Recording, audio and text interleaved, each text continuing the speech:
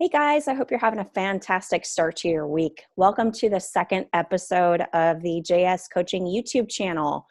Today I'm going to talk about a little heavier topic, but before I get started, if you are new to the channel, have never seen me before, my name is Jenny. I am the owner of JS Coaching, and I am a mental performance and executive coach.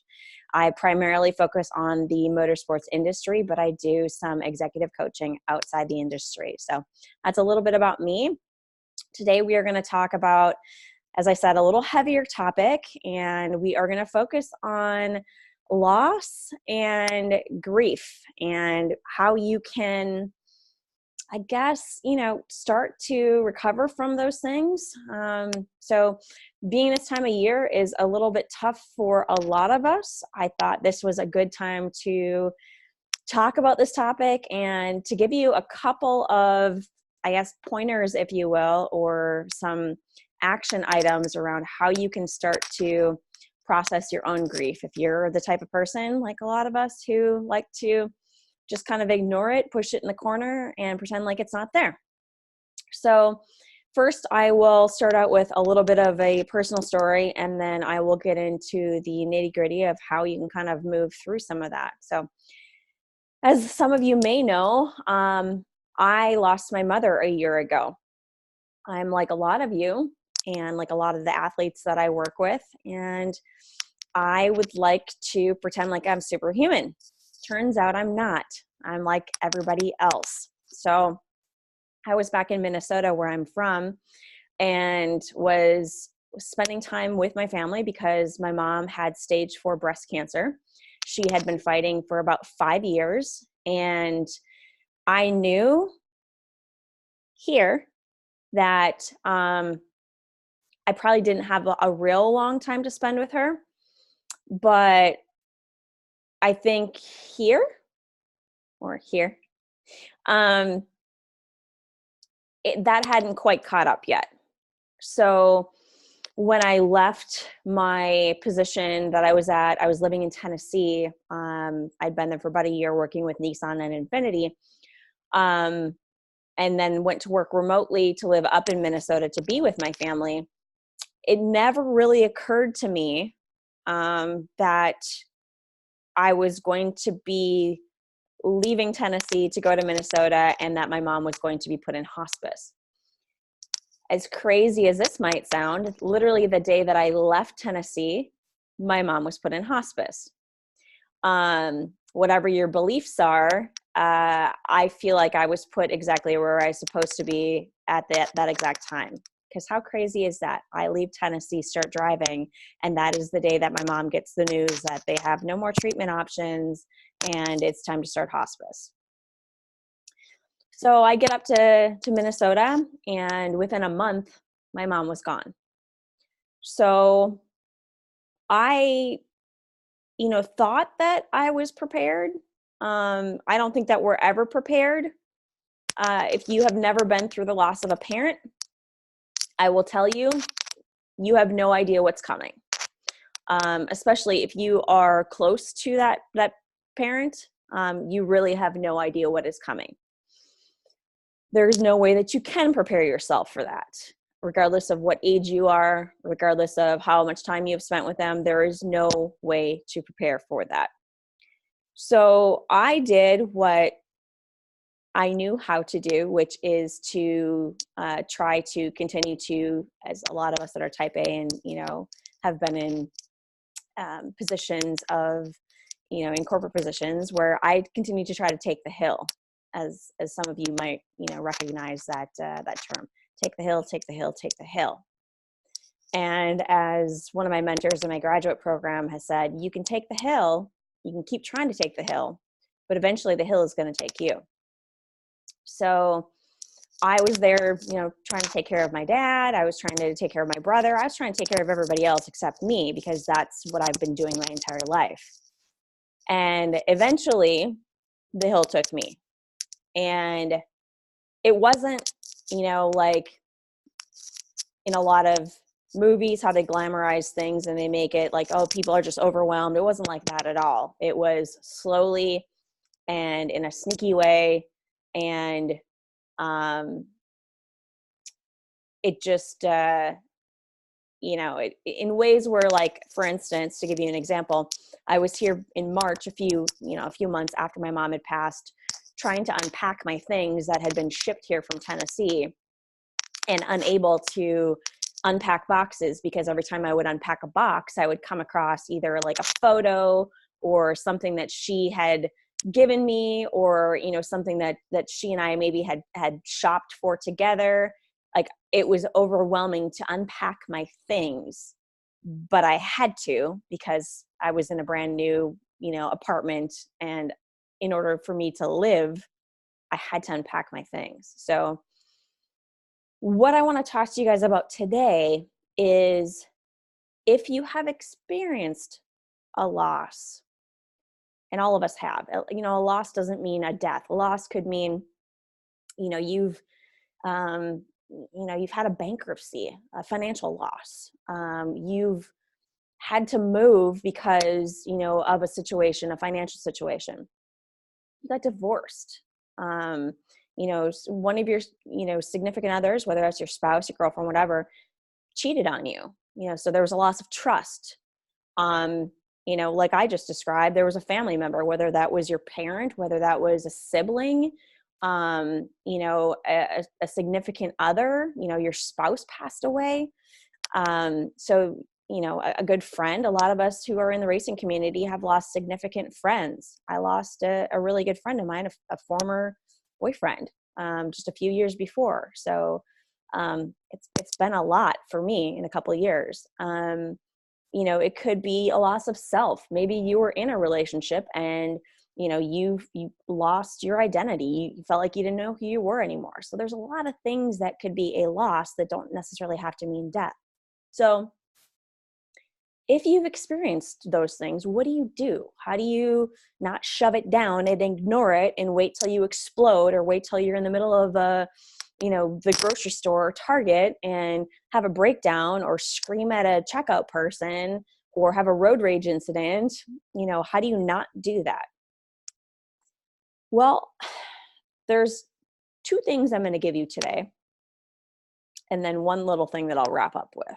So technically it'll be three things, but two that I want you to focus on. So the first thing I want you to do, that's not the two things. The first thing I want you to do is, I want you to focus on two losses.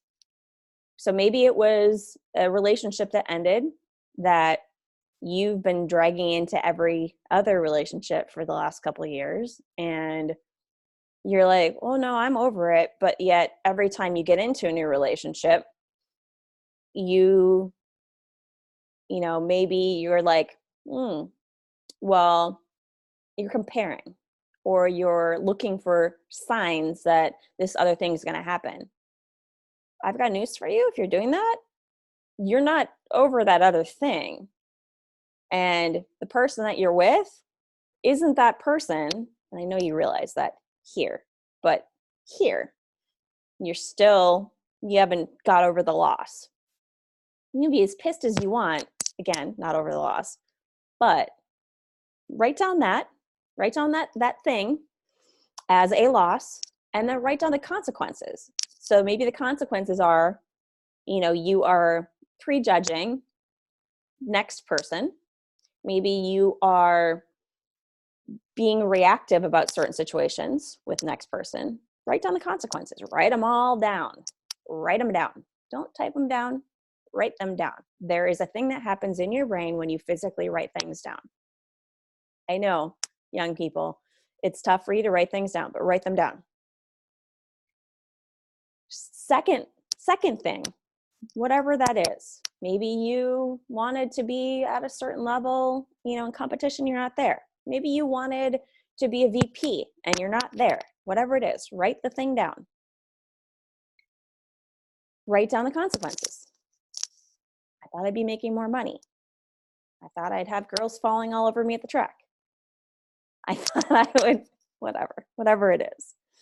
I thought I would be, in World Superbike.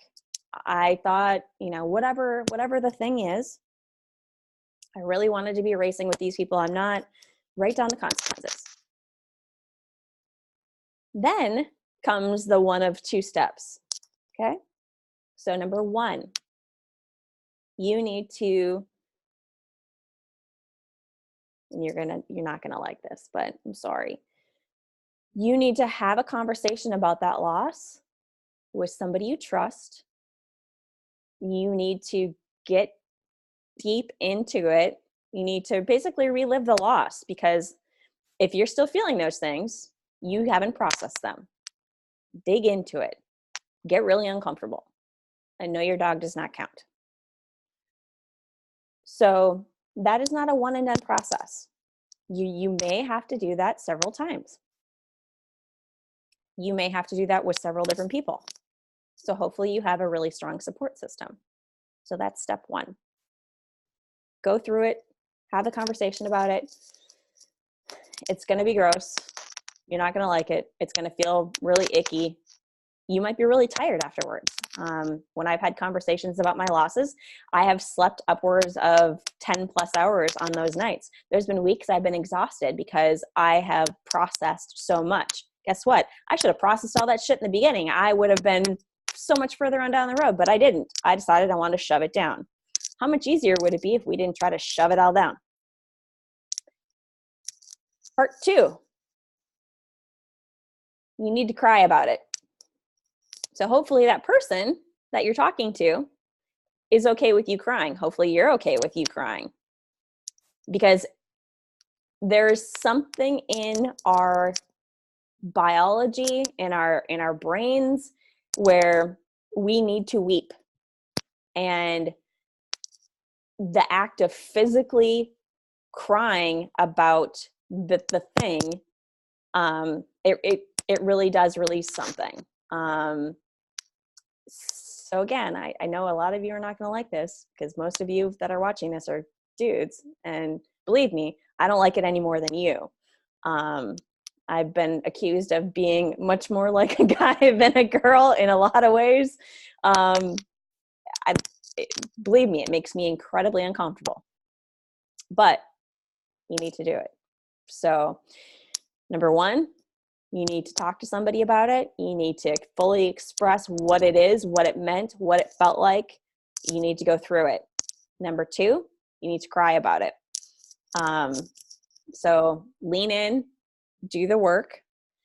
And then the third piece that I said I would leave you with is grief means value. So the thing that you lost has no value if you can't grieve it. I'm going to say that again. The thing that you lost has no value if you can't grieve it. When I heard Dr. Townsend say this in my kickoff meeting, this was less than a year after my mom had passed away, and this punched me in the gut. The thought that my mom had no value if I didn't care to grieve her was very hard for me to hear. And it was very hard for me to think about that basically what I was doing by not grieving her and every other thing, past relationships that I really didn't care about anymore. Past friends that I hadn't taken the time to grieve. That was hard for me to hear, you guys, hard. So what I'm saying to you is, if those people, if those goals, whatever it is that you haven't processed through, if that was really of value to you, take the time to grieve it. You will feel much better. You will be much more confident. You will be a lighter person. Lighter. I mean, you will literally be lighter. Take the time to grieve them. Otherwise, you're telling your brain, you're telling yourself that they didn't have value. So I will leave you with that. If I can be of help to you in processing through any of this, I approach my coaching from a holistic approach. So what that means is, yeah, you might be a racer, you might be, an engineer, you might be an executive, but that doesn't mean you're not a person. So while we're trying to work towards performance, or we're trying to work towards a particular goal, whatever it is, at the end of the day, certain things might be holding you back that you don't realize. So if I can help you, please get in touch with me, schedule a call. I always offer a free 30-minute call in order to explore what your situation is, if we would be a good fit together, because at the end of the day, I want to make sure that my clients and I are a good fit, or it's not going to work. So click the link that's in my bio. If you're watching this on another platform, there's going to be a link in whatever bio that you're watching it on, and let's explore working together. I would be happy to help you through this. Have a great day, and I'll see you soon.